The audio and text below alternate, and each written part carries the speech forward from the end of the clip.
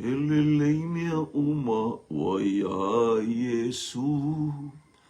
Afata si maia o te filemu. So se ngaluenga pulelo umatai. O te loto atu fili mai. Sasa e sisifo. Tonga po matu. Wayasi la fia po le fea itu. Pule mai lo matai. O te whaia pea. Olo fina ngalo olo lotole. Moni e tutupu o mea e tinga. Ole maua paulo fai mai e mafa. Mea umalava pe atu mai pea.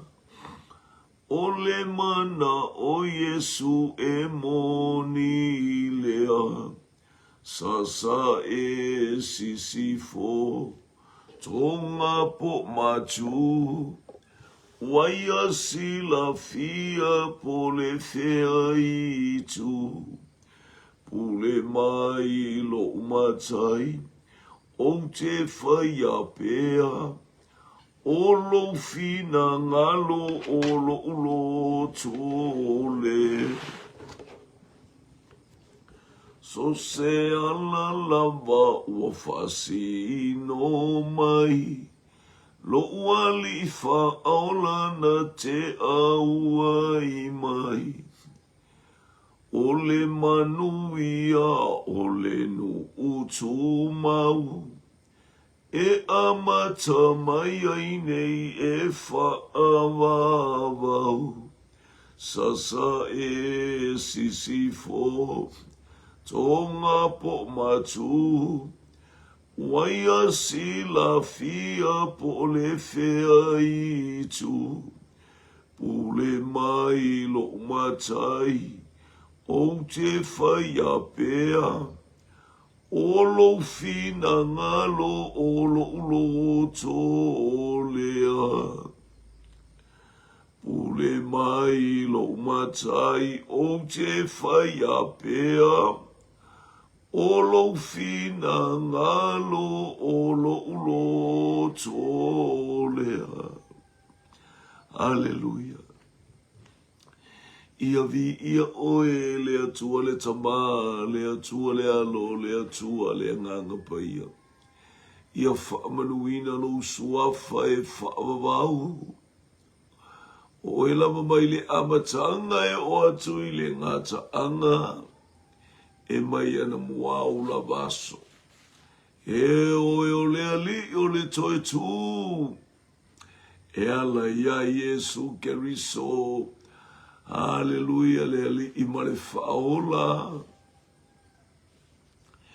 Vivi i o mātou loto i a te oe le atua mamana ma le atua sili ese. E pa ia oe e mamalu oe. E mata ngofi e oe. Hallelujah, hallelujah, hallelujah. Lo umanu malo, hallelujah, yala ya keriso Yesu. Le atua oe o nu o lanu o ngangana o atu nu o malo kontineta e kalesia o le atua o Samoa. Hallelujah, hallelujah.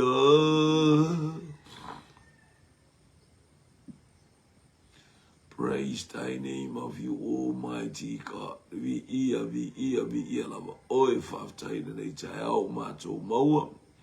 Ia la e lava oe le tupu ma le atua o le whaavavau i le vi inga. Mātou e lau whanau ma le loto maulalo. Hallelujah. Tau tino lava i o mātou mutu i mātou o tangata ngasala.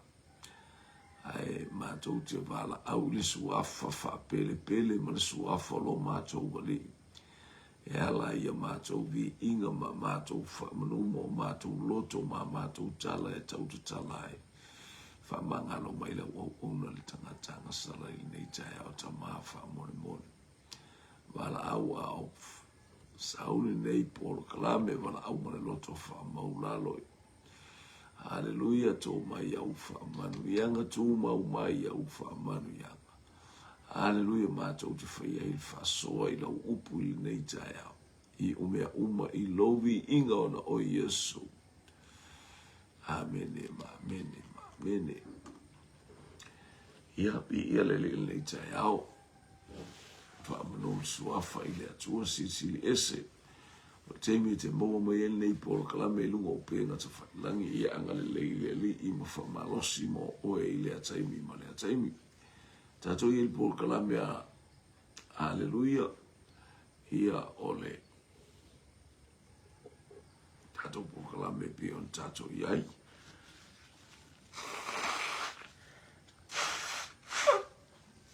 Tuturi ma le afi.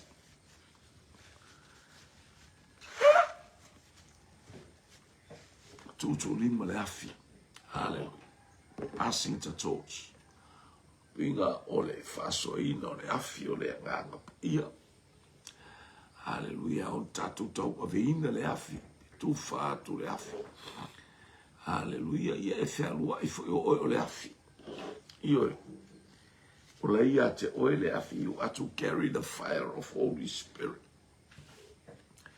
Taila nei tae au whatalo watu penga ta whailangi ranga tai leo whanu tato ofisa au tū. Whatalo whatu ia ilea ngai mai male. Hallelujah, is taimi o le nei. Aso ai mawai tato polo kalame ia leli. Lewa wo o mai tato polo kalame. Hallelujah. Ile tato polo kalame nei afi afi ile nei tae au. Ye ile na lei o le atua ia te oi e foi le pa ia le atua mo oi. Na te pele afionga pa ia le atua ma le lei o le ali i tātou te mafuta futa ni tae au. Ia o le o anga ia tusia e Peru. Hallelujah. Tata no tusia e Peru e winga. Hallelujah. Manato le e Peru fale nganga lena tusia le nei tusi. Ina ia ifa amanu yanga ia te oi ifa amanu yanga ia te tate. O le sili ese o Yesu i angelu. Le wata umai i le matautia o le ile te au ona i eim tatou au ona i ai. O i o le keriso manu malo i sili lava ia i mea uma. Fia mawala tatou. Mai fai upo mua o le atua o le na feta lai mai ana mua i o tātou toma. Ele au perfeta. Na awa wa i mai i tonga fiti ese. I o ala ia sa au mai e ele atua lana fe au i ate i tātou. Sa ui mai perfeta. Sa ui mai fai tu la fono. Hallelujah. Ale wa tātou i lo le tala le fia. Le sili ese o lo tātou atua i angelu o lo tātou wali o ke riso i Yesu. I angelu o le atua. O angelu uma ia hifo ia ke riso i Yesu. Angelu uma ia au ona ia ke riso. Hallelujah, le fe au le tala le leia le atua. Na fio mai ke riso e whapea ona. Whataunu umea lava e pe on tala noa mai ai. Hallelujah, ia le au angelu i tua le fea nenga. O ile angelu na saufa hailo ia mose talai o se vai. E sili o ke riso na awina mai na angelu o le atua ma ke riso na awina mai le angelu atasi mai ai marea nga i mai o le nganga pa io fa malo sia le angelu ma le angelu le ataimi i o ala ese na wi mai ai le atua i ate i tatou pray na awa mai i tonga fiti ese ia le whapea mai lau tuspa ia na awa mai i tonga fiti ese. Ia sa tau tonga fiti tātou i ala ese. Na ui mai e ile atua ma whaporo kalame mai ele atua. Pole ele awala e whaingo fia i ona ofi mai lana tala lelei. Ofi mai lana upu i ate i tātou. Ma tatu whai tātou tāsa anga sala. Wanga sala o tātou ua i mātua. Ele whaila nanga sala o tātou lua I mātua e tātou tua, tātou tau te mama, tātou te palapalau. Whatever time ka kou ki ka uinga le suafo, let's we mention the name of Jesus. So kau ki wa emale loto wha mauralo. Tātou te wa emale loto, ana male loto. Hallelujah, tumu ile wha mauralo. Ina I o tātou ilo o tātou o tangata na whaale tonu au wanga le leile atua. Wai ato e sa ili mai. E tu sa o ana la bafi o ngai whanau le tama. Tu I mo momo le urua ngata. Aya, ai whaatula ia maila na whanau e ala ia ke riso Iesu. Whaupelu o whetalai mai o ia I tātou I nei o naso. E le ngata. I nei o naso e ngata ai. E lo nalo. O le ua tofia e ia e whai mea uma lava mona tofi na ia whaia foi e ia mea uma. O mea uma mo mona whalafora e le atu e whai ma tofi o ke riso. E ia ke riso le pule ma le mana. E ia ke riso le suafa e sili suafa uma. E ia ke riso le suafa ua awina ma iei le ola i a te tatu le langi ma le olangi. O mea uma lava I le laulangi ua whai mea uma mea tuua I le alofio a au ke riso. Tupu o malo o fita o aitu inga tangata e mita I mai o lato malo si o feo iei amin. Polisi amin. O feo iei ia le tangata fo ia le sasa umai tono o si amani. Io le isi winga. Tangata sa fatula I mai. Feo iei sa tem. Feo iei ia tangata o. Io o sama. Iwa le ai o na tangata ali mai lo lato malo si fali tangata umane utato wa fato ilalo ua fato ilalo ina le suafa o Yesu Kristo e to tuli o ai le tupu male ali I male tangata malo si o foi tangata o saua ina le kalesia le atu le temine hallelujah o le me oli na le kalesia o le fia va ia tu I nga ma fainga ta a ua taula I la taula ba ai ma la taula tinonga I le sili ese o keriso talo fatro peta tai nei taiao ia famanu ia tu le atua ele alo ese le va ai le tangata o le atua hallelujah le fa ua feta lai mai o ia te tatu I nei o naso e ngata ai lo nalo hallelujah o le ua tofia e ia e fai mea uma lava mona tofi o fai mea uma matofi o keriso. Hallelujah. Wa ia fai fo e ia mea uma o keriso fo ino. Ile ngata ina fai mea uma matofi o keriso. Ai sa ia I keriso fa atasi ma le tamale alo ma le nganga pa ia. Ile fa vai ina o le nei lalolangi. Ia le atua fai patolu. O ia o le pupula o lona mamalu. Ma ua matua tu salava ma ia. O loo o faatu mawina e ia mea umalava I lana afionga mana. Hallelujah, tato whalomo le afionga le atua. Ia o ke riso lea. Faatu mawina mea uma. Hallelujah, o mea na whetalai ai le atua. Le ua afio mai le upu. A le atua sa tustusia u whaima upu le utino tangata oai. O Yesu ke riso. Le upu lea. Hallelujah le tatou te iai ua fio mai ma vea pei o le tangata. Peise o le tangata. Ia leo tatou te whaalongu le tala ia Yesu Kerisu sa whea fio ai. Hallelujah au iai o iai lea ilenu o Israel. Tala ia tu le fina ngalo le atua. Na ia whaamamaina e ia lava o a tatou ngosala. Ona no foi le o ia ile tuta matau o le sili ese ilunga. Rana ngā ruenga nā whio mai whaama maa tānga sala. Tongi o la tānga sala. Whaama ngalo ina tānga sala. Hallelujah. I tā ua sa ili whanonga. A ua whio mai ke riso e ave ese. Whaama ngalo. Ina ia tāwa ai le mamalu o le lima ia tā fo i e whaama nū i le ali. I taimi e pei o na tātou i e lei. Hallelujah. Vi ia leli.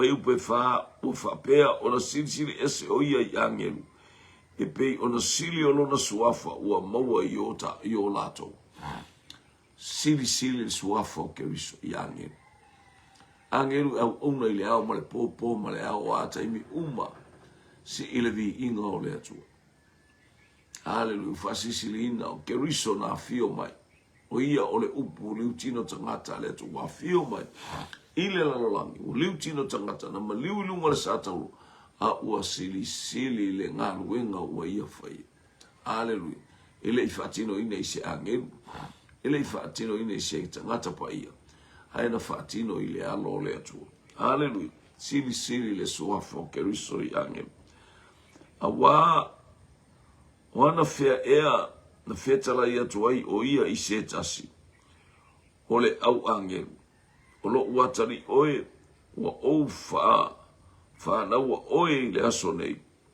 i le malea e fai ia umona tama e fai foi o ia mo watari e fatustu sa mai angelu o le langi o fea na fai atu i le atu i se angelu o lo watari pelele na nei au na mea uma tasi le atali i o le atua o Yesu Keriso au whai ai o e mātari. Ua whai ai a umatari ina ua tau mai malea nganga tumu i Salamo. Salamo wha maoni. Tau mai malea nganga wha mauaralo. Fua ina ia te i tā ua lea lofa tūnoa ona ua tā wha mauaralo o tā lotu. Fua ina e lea tua lea lofa tūnoa i e wha mauaralo. Ai te e lea tua i e wha mauaralo. O suafa e toa tasi, o suafa o Yesu. A ua wha manuia i tātou leanga, ua tātou, matuspa ia tusia kaltia. Hallelujah, o le nganga o le tua saitonu o lona alo pele, ua tuina mai, ua manama mai ia te i tātou i le i o tātou maua i le ola. Ia tātou maua i wha manuianga, ia maua i le malamalama. E ao ona tātou au ona ia Keriso. Male atua. Ile loto fa maura. Nei mea mo tatou maua. All from grace. Hallelujah. E fatu sto mai le awange. Ele i fai atu ia ile atua. Olo watari pele oe wa ufa na wa o ile asone. Na o Yesu Keriso. Fa na uma i mea umala. Hallelujah. Fa manu yanga ia le atua. Ono. O fa pe mai foi o ia ilona toe tu ilona toe au mai ola na uru matua ile lalolangi mai ifo angelu umalava ile atua angelu umalava ale atua ia te ia toe va fo mai foi pe ono ua fapea mai foi o ia ilona toe au mai o lana uru matua ile lalolangi ma ia ifo angelu uma o ia ole uma tua le tua tau papa o vai tupu talofa lava ya te ole fine vi ele li o ale fa mo ia tu le tua ile ana menta to poka la menita yao haleluya ia vi suafa manu ma le tua foi po fitu o angelu hallelujah, ua whapea mai foi o ia i le toe, au mai o lona umatua i laulangi, o le umatua a lea tuan tei mai. O Israel. Nea ua o mai le whaatinonga o le umatua, o ia lava o le Keriso manu. Hallelujah. O ia o le Keriso manu. No mai le nu e tawhea i le suasosu ma le meli na nga i mai elno o ikupito. Ele ai sei sinu e tafe le suasu sa fatali atu ina Keriso. Sa ia Keriso i mea uma o ia na ia whaia le laulangi. Hallelujah, o lona fina ngalo le o le pouli uli sa ia kanana e pei ona ta ule whaamala ianga e noa e mala ia kanana a ua sau Keriso e fatali atu ina ia whai kanana ma tofi o lana whanau. E o mai e lana whanau e langa le to ilalo. E o mai Israel e langa le to ilalo le no o le ata. Hallelujah, praise God. O oe mau. O le tangata o faa o penga ina e le atu. E te langa ina le to ilalo o lou a inga. Ma so se tasi o iou tafu. O lo nofo pe i le pongi sa. Vi ia le fwe fitu. O angelu foi ua fetalai mai ai o ia. Ua whaia e ia ana angelu o matangi. Mana au auna o le afi mumu o matangi. Whaia ia angelu o le matangi. Io e, se te afonga mai. O angelu foi ua fetalai mai ai o ia. Ua whaia e ia ana angelu o matangi. Mana au auna o le afi mumu. Tangata tu le mamalu o le afi mumu o le ata o le nganga pa ia. Hallelujah, praise God. So stay me for itato te ifa manianga. So we are carrying the fire of Holy Spirit. Hallelujah, lo peta pele masina ta lo felni ta ya fa maniatu le tua ile ngai mai. Bi ia o tato lo tato to o vina le afi o le nganga pa ia. O le mana onga le ina ia u o tato lima le tato wa ile le un le ngor tato por la metutu lima le afi. Io le atalna io tato tau aveina le afi o le nganga pa ia ile ataimi ma le ataimi.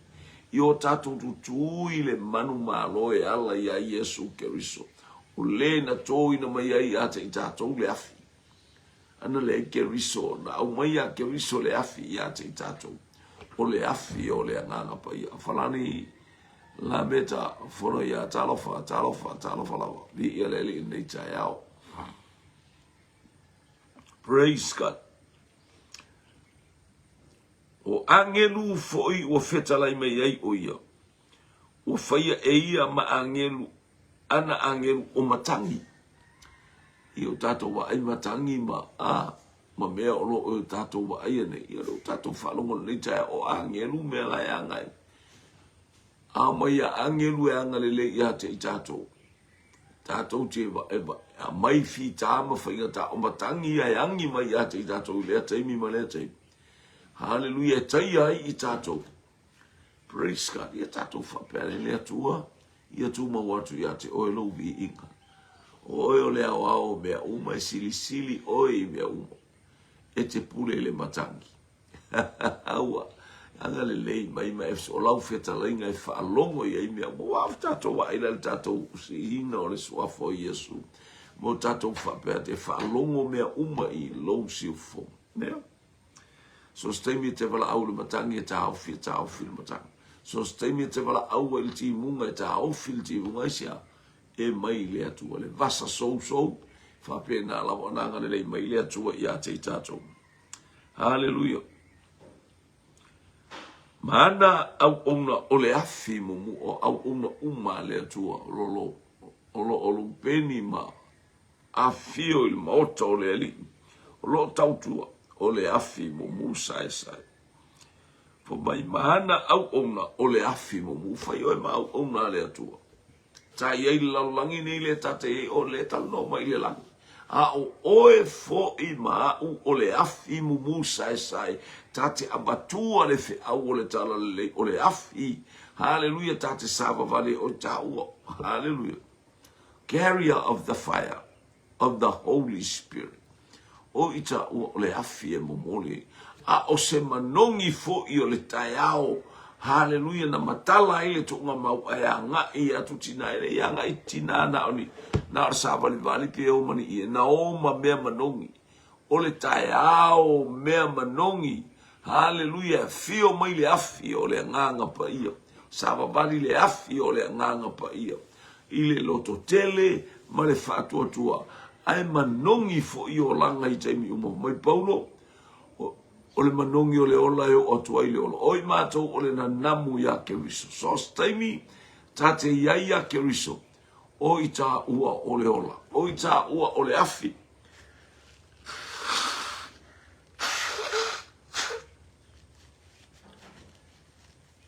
Li ia le li nei tai au. Praise God. A ua whape mai le alo. O lo uno fuali. A ua whapea mai i le alo. O lo uno fuali. Le atuai. E whaavavau lava lea.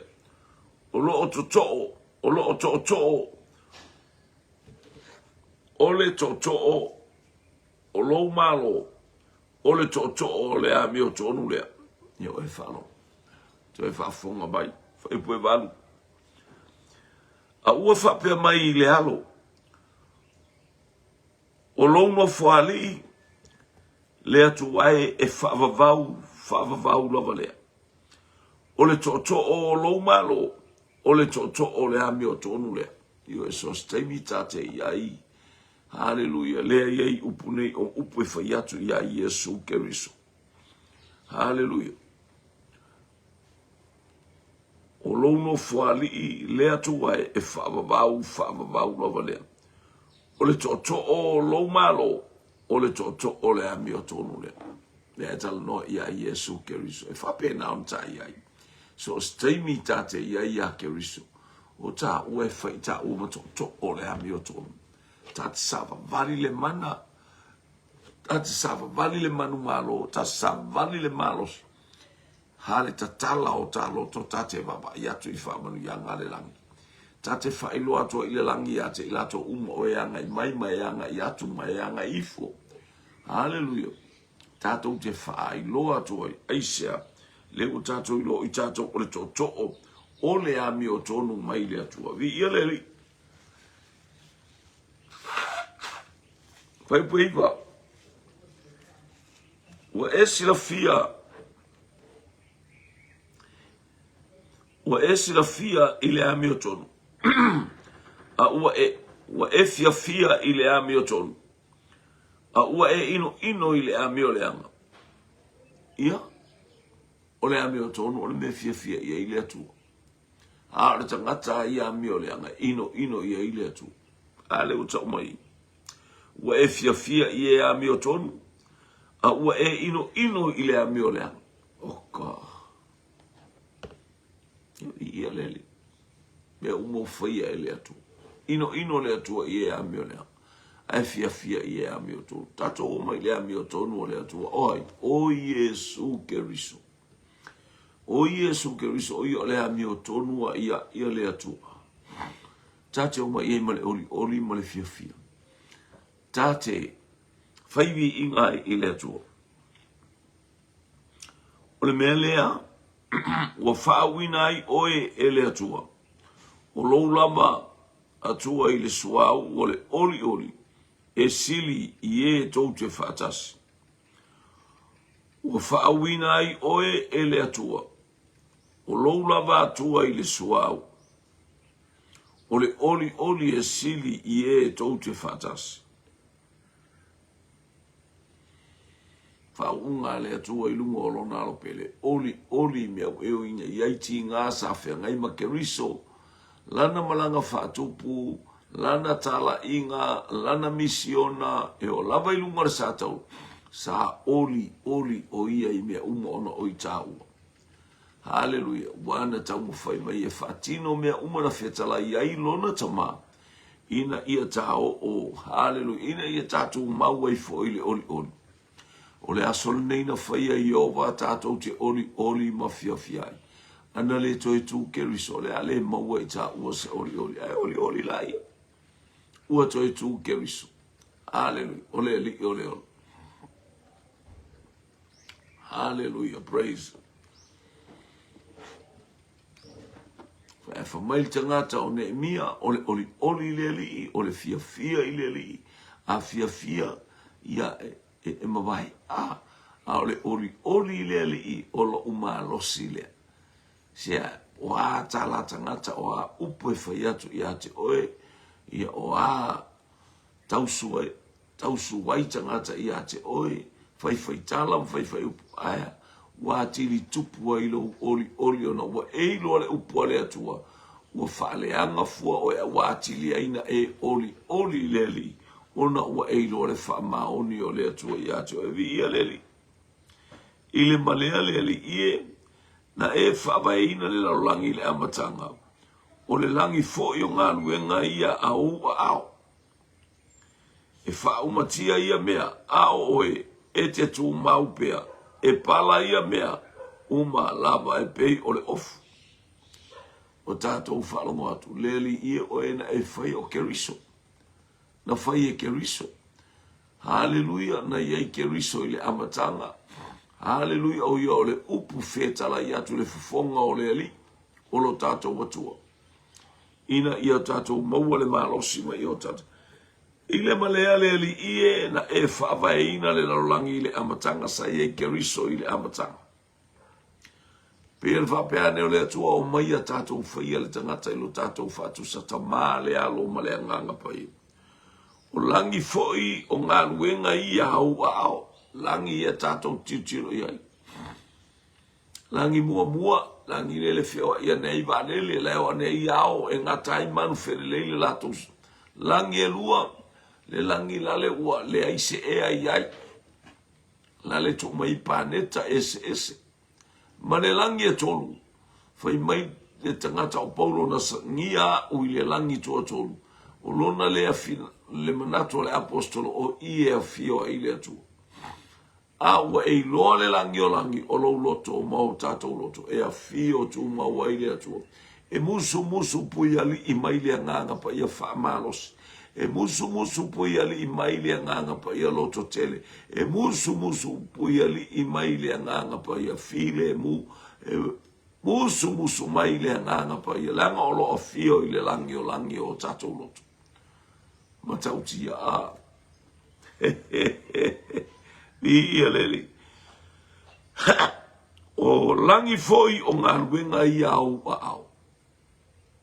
Langi ia na whasolotu nei. Langi mua, langi lele tu mai ai ia au lale whelele solo i au o manu. A lera toele wa lele. E ngata aile mano losi. Haleluia. Pomu e o ngai runga.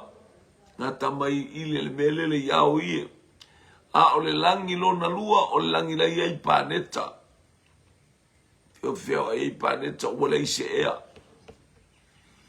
O le ise ea e se ame o lai na. Te le whaina e alu malou malosi. Haleluia te mana vai. Nana e o atu ai le langi e o kiloa. Mafu angana e o ai e li pa ilate ma ilato oe va ai le masina ma va ai pāneta. E o makanga ea. Nisi vai le poto le larolangi. Na le asu e atua i le langi a pei o le ua umana e le oa oa ina i la tau mai tātou i le mea na whai e le atua i a ni marota. Malona malosi, le ua maua le malosi ma le poto ala le ai kau whekuli a kwae o i le langi. Na e fia vava ai apo whea le atua, hei o le atua le i tonu o tātou loto.